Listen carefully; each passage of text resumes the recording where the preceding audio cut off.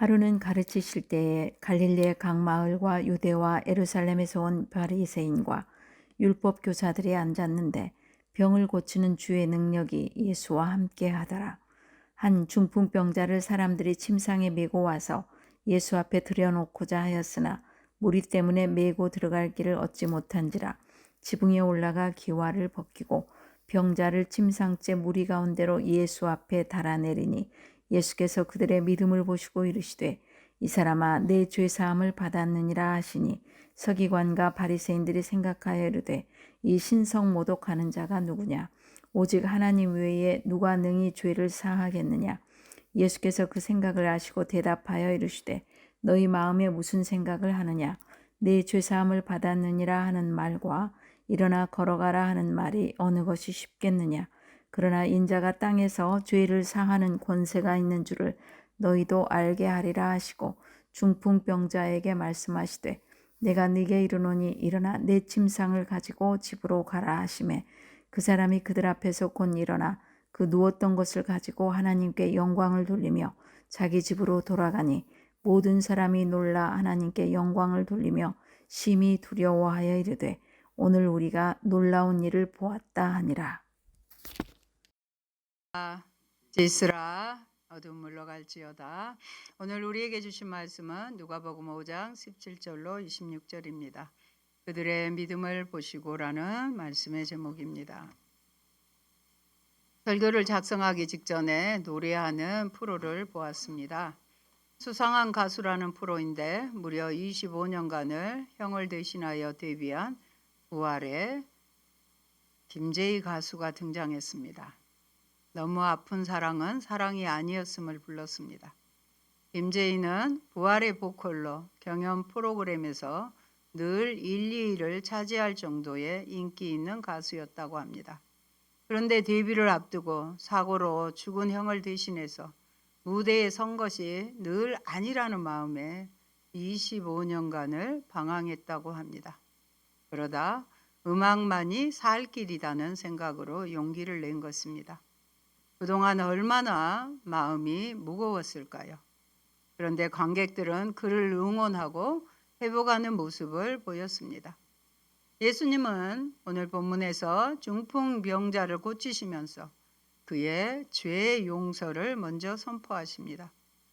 몸을 회복시키는 것보다 죄의 용서라는 더 근원적인 목적을 위해 이 세상에 오셨다는 것을 보여주십니다. 중풍병자에게 죄 용서를 선포하셔서 그의 영혼의 문제를 해결하십니다. 우리에게도 가장 큰 은혜는 죄 용서의 은혜입니다. 죄는 우리의 영과 혼과 육을 더럽게 하고 하나님과 멀어지게 하고 그리하여 하나님으로부터 오는 온갖 좋은 것들을 막아버립니다. 성경에서 수많은 기적들도 근거는 믿음에 있습니다. 우리에게도 예수님이 하나님의 아들이시여 메시아이심을 믿는 믿음이 선행되어야 합니다. 여기서는 병자 친구들의 믿음을 가리키지만 병자의 믿음도 제외시킬 수 없습니다. 그리고 예수님의 위대한 능력뿐만 아니라 그의 친절하시면서도 세밀하신 도우심이 빛을 발하는 장면입니다. 누가는 공간 복음서 중에서 독특하게 이 사건을 보도하면서 그 사건의 현장에 갈릴리 및 유대와 예루살렘에서 모여든 바리새인들과 서기관들이 있었음을 미리 밝히고 있습니다. 이는 예수께서 갈릴리에서 사역하는 초기임에도 벌써 예수에 대한 소문이 커짐에 따라 기존의 종교 지도자 세력이 예수님의 사역에 위협을 느끼고 경계하기 시작했음을 시사해 줍니다. 오늘 본문을 통해서 예수님에 대해 더 깊이 알아가기를 축원드립니다. 첫째, 중풍병자의 죄를 용서하시는 예수님이십니다. 장로들은 지도자들은 거짓 애언자들로부터 백성을 보호하는 것이 그들의 책임이었기에 이미 세례 요한도 신문하고 예수님을 신문하기에 찾아옵니다. 그런데 그들이 보는 앞에서 중풍병자를 고치십니다. 여기에서 주의 능력은 하나님의 능력입니다. 성령의 역사와 관계가 있으며 예수님이 성령으로 충만하여 병자를 치유하는 사역을 하시는 것입니다. 나병이 죄의 부채와 오염을 상징한다면 중풍은 죄가 생활 속에서 일으키는, 중풍이 걸리면 꼼짝달싹을 못 하잖아요. 죄가 생활 속에서 일으키는 마비 증세를 상징합니다. 죄가 들어오면 양심의 소리가 들리지 않아요. 죄책감도 작동하지 않게 되어 모든 것이 하나님의 뜻에서 멀어지게 합니다. 그런데 중풍병자를 메고 온 사람들이 예수께 다가갈 수 없었다는 것은 그만큼 많은 사람들이 찾아왔다는 것입니다. 이제 그들은 포기하지 않고, 거기에서도 포기하지 않고 지붕을 뚫고 병자의 침상을 예수님 앞에 달아내립니다. 이 병자를 예수님 앞에 꼭 데리고 가겠다는 그들의 믿음과 열정을 엿볼 수 있습니다. 갑자기 흙먼지가 쏟아지더니 천정에 구멍이 나고 그 구멍으로 병자를 실은 침상이 내려오는 광경을 목격한 사람들은 모두 놀라지 않을 수 없었습니다. 가르침과 치유의 기적을 한창 베풀고 있던 예수께서는 분위기를 소란케 한 그들의 일방적인 행위를 꾸짖지 않으셨습니다. 오히려 예수님은 어떻게 해서든지 예수님을 만나고자 하는 그들의 행동 이면에 예수님을 향한 그들의 간절한 믿음을 간파하시고 이를 가상하게 여기셨습니다.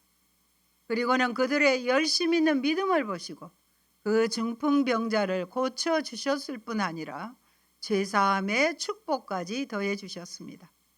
그들의 믿음을 보시고 예수님은 죄와 죄사함에 관한 교훈을 가르치는 기회로 사용하신 것입니다. 일어나 걸어가라. 네 죄사함을 받았느니라. 어느 말이 더 쉬울까요? 그러나 예수님의 말씀은 더욱 놀랍습니다. 사람들의 죄 용서를 선포했습니다. 완료 시제를 사용하여 죄 용서가 완벽하게 이루어졌음을 선포하십니다. 일어나 내 침상을 가지고 집으로 가라. 예수님의 육신적 치유는 영적 치유의 외적인 증거였습니다. 예수님은 말씀하십니다. 인자는 땅에서 죄를 사하는 권세가 있다. 여러분, 우리는 친구들의, 여기에 중풍병자의 친구들의 이웃 사랑의 자세를 본받아야 합니다. 어려운 이웃을 도울 때 이들과 같이 최선을 다해야 합니다. 진정한 이웃 사랑은 이웃의 문제를 내 자신의 문제같이 여기는 데서 출발합니다. 그러므로 우리는 우리 처지에서 할 수 있는 대로 힘껏 최선을 다해 이웃을 도와야 하겠습니다. 비록 가진 것이 별로 없고 도울 힘도 약하지만 우리가 최선을 다해 공경에 처한 이웃을 도울 때 주님께서도 우리에게 은혜를 베풀어 주실 것입니다. 혼자 힘으로는 어렵고 또 오래 지속하기도 힘들지만 교회라는 공동체를 통해 지속적으로 이웃을 도울 수가 있어 감사할 뿐입니다. 이 원리를 기억하고 이웃을 사랑하되 최선을 다해 사랑하는 여러분이 되시기를 바랍니다. 둘째, 죄를 용서하시는 권세를 가지신 예수님이십니다. 20절은요, 주님이 중풍병자에게 제사함을 선언하는 장면입니다. 같이 보십니다. 예수께서 그들의 믿음을 보시고 이르시되 이 사람아 내 제사함을 받았느니라 하시니, 곧 주님은 중풍병자를 향해서 이 사람아, 이 친구야, 네 제사함을 받았느니라고 선언하셨습니다. 그렇다면 주님은 왜 중풍병자에게 네가 나음을 얻었다 하지 않으시고 제사함을 받았다고 하셨을까요? 여러분, 지금 중풍병자에게 가장 시급한 문제가 무엇이겠습니까? 바로 중풍병을 고치는 것 아닙니까? 그런데도 주님은 치유 선언 대신에 죄사함의 선언부터 하신 것입니다. 질병과 죽음은 인간 범죄의 결과인 것입니다. 그러한 의미에서 인간이 인생의 질고에서 해방되기 위해서는 무엇보다도 죄 사함이 선행되어져야 합니다. 영원한 죽음에 이르게 하는 영혼의 질병인 죄의 문제로부터 예수님은 해결해 주신 것입니다. 실로 인간이 가장 시급하게 해결해야 될 문제는 죄의 문제입니다. 그러므로 육체의 질병보다 영혼의 병인 불신앙과 불의와 각종 죄를 더 두려워하고 그 죄를 주 앞에 회개함으로 영혼부터 구원받아야 합니다. 주님도 사람에게 가장 소중한 것은 영혼의 목숨이라고 하셨습니다. 이 사건은 단순히 한 사람의 육신의 질병을 치유하셨다는 것 이상의 의의를 지니고 있습니다. 그것은 곧 예수께서 이 사건을 통해 중풍병자에게 사죄를 선포하셨다는 점입니다. 이에 죄를 사하는 일은 하나님만이 하실 수 있는 일로 여기고 있던 바리새인과 서기관들에게는 예수의 행위가 곧바로 신성 모독적 행위라고 여겨졌을 것입니다. 그러나 오히려 예수께서는 이 사건을 통하여 자신의 신성을 명백히 나타내 보이셨습니다. 여기 예수께서는 제사함을 선언하는 것보다 중풍병자를 고치는 것이 더 어려운 문제라고 생각한 바리새인들과 서기관들 앞에서 중풍병자에게 치유를 선언하여 낫게 하셨습니다. 그리고 자신이 죄를 사하실 수 있는 권세까지도 가지신 분이라는 것을 입증해 보이신 것입니다. 예수님은 죄 용서를 선언하는 것이 중풍병자에게 일어나 걸어가라는 말보다 더 쉽지만 인자의 죄 용서의 권세를 보여주기에 그렇게 하였노라고 말씀하십니다. 예수는 죄사함의 권세를 증거하는 이 사람아, 네 죄사함을 받았느니라는 말을 선포하심으로써 자기 주위에 있는 모든 사람들에게 자신은 하나님과 동등한 존재요, 인간의 죄를 사하려 이 땅에 온 메시아라는 사실을 강조하셨으나 영적으로 무딘 사람들은 이에 대해 제대로 알지 못했습니다. 사랑하는 여러분, 우리의 소망은 세상에서 일시적으로 건강하게 사는 것이 아니라 천국에서 영생을 누리는 것입니다. 그러므로 무엇보다도 먼저 주님께 죄사함의 은혜를 간구해야 하며 늘 회개하여 영원히 죄로부터 깨끗한 상태를 유지하도록 해야겠습니다. 주님이 오신 궁극적인 목적은 우리의 죄를 사해 주셔서 하나님 아버지의 진노로부터 구해 주시고 하나님과 한목하여 영생을 누리게 만드는 것입니다. 그런데 이 진리를 가볍게 여기는 사람들이 있으니 비극입니다. 오직 육체의 질병 치유에 급급해하는 사람들이 많고 또 주님의 은혜로 치유받았다 하더라도 그 주님을 섬기지 않고 세상 죄악의 종노릇하는 사람들이 많습니다. 셋째, 중풍병자의 몸을 치유하시는 예수님이십니다. 죄 용서의 선언에 대해 바리새인과 논쟁한 후에 예수님은 이제 중풍병자에게 일어나 걸어가라고 선언하십니다. 예수께 올 때는 사람들이 도와주지 않으면 꿈쩍할 수 없는 몸이었지만 이제는 당당히 자신의 침상을 가지고 집으로 걸어서 돌아갑니다. 24절입니다. 그러나 인자가 땅에서 죄를 사하는 권세가 있는 줄을 너희로 알게 하리라 하시고 중풍병자에게 말씀하시되 네가 네게 이르노니 일어나 내 침상을 가지고 집으로 가라 하시매 그 사람이 그들 앞에서 곧 일어나 그 누웠던 것을 가지고 하나님께 영광을 돌리며 자기 집으로 돌아갑니다. 곧이라는 말은 헬라의 문장에서는 앞부분에 있고요. 즉시라는 뜻입니다. 다시 말하면 예수님의 명령과 함께 병자가 즉각적으로 치유되었음을 암시합니다. 누가복음과 사도행전은 이 단어를 통해 예수님의 신적인 능력을 확실하게 강조합니다. 자신의 병을 고침받은 후 중풍병자는 하나님께 영광을 돌립니다. 이어서 이 광경을 지켜보던 사람들도 하나님께 영광을 돌립니다. 이들은 왜 예수님께 영광을 돌리지 않고 하나님께 영광을 돌리는 것일까요? 누가는 예수님의 사역 결과로 하나님께 영광이 돌려진 사실을 기록합니다. 또한 예수님이 십자가에서 돌아가셨을 때도 누가만 백부장이 하나님께 영광을 돌렸다고 말합니다. 누가는 예수님의 전 인생이 하나님께 영광이 되었음을 강조하였다고 볼 수 있습니다. 또 예수님의 모든 삶과 사역은 하나님이 주관하신 것이고 따라서 하나님의 주권과 은혜에 합당한 영광이 돌려진다는 것을 보여줍니다. 예수님께서도 자신의 사역의 기원이 하나님께 있음을 밝히셨습니다.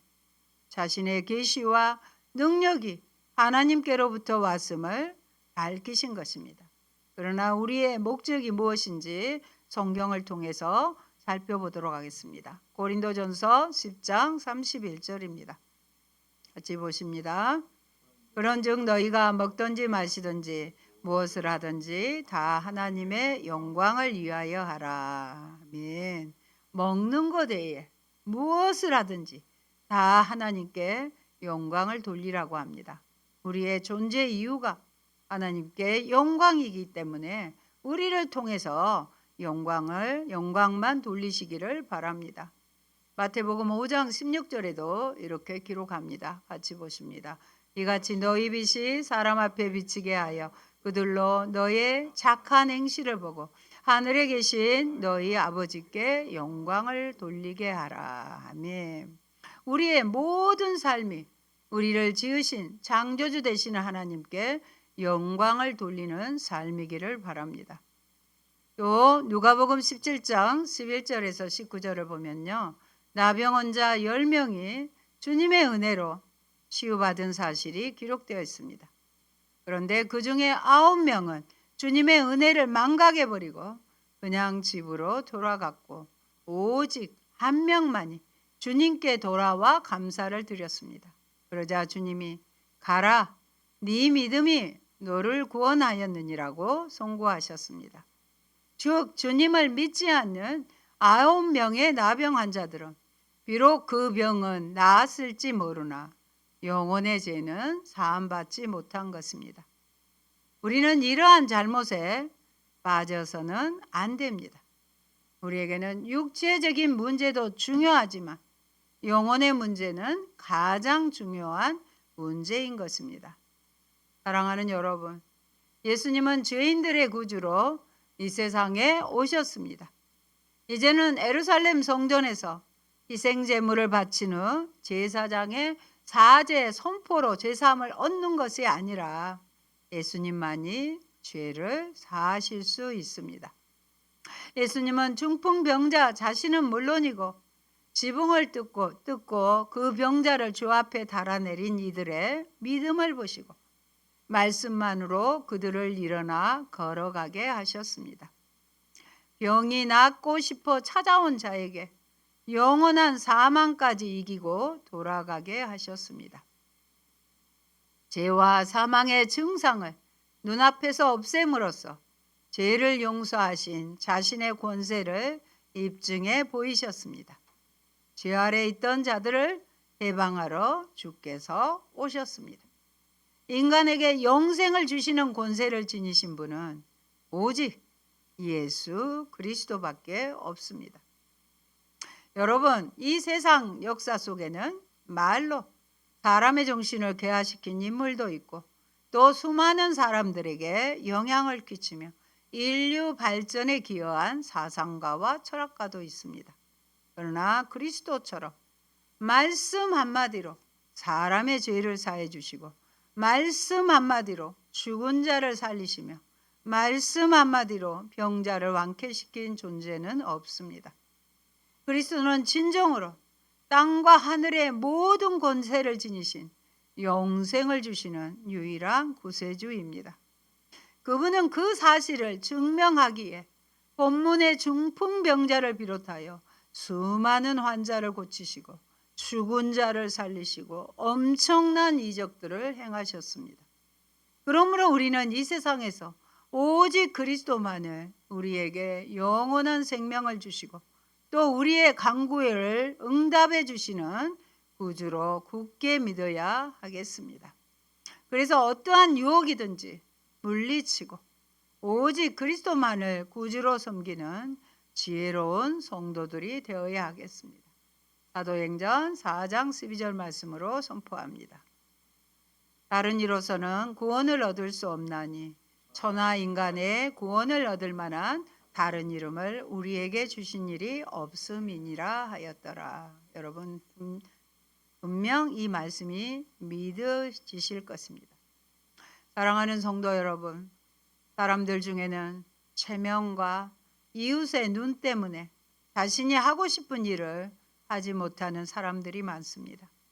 그러나 중풍병자를 메고 온 사람들은 그 모든 것을 극복하고 기어코 주님의 은혜를 이끌어냈습니다. 성도들도 주님의 은혜의 보좌 앞에 이렇게 담대하게 나아가야 합니다. 그러므로 너희 담대함을 버리지 말라.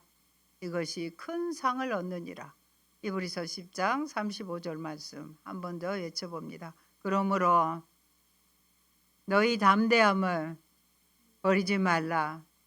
이것이 큰 상을 얻느니라고 하신 성경의 말씀을 우리는 잊지 마시기 바랍니다. 아멘. 할렐루야. 고마우신 아버지, 오늘 말씀을 통해서 우리 예수님은 죄를 사하는 권세가 있으신 하나님이시며 그 말씀 한마디로 중풍병자를 고치시는 능력의 주님이신 것을 고백합니다.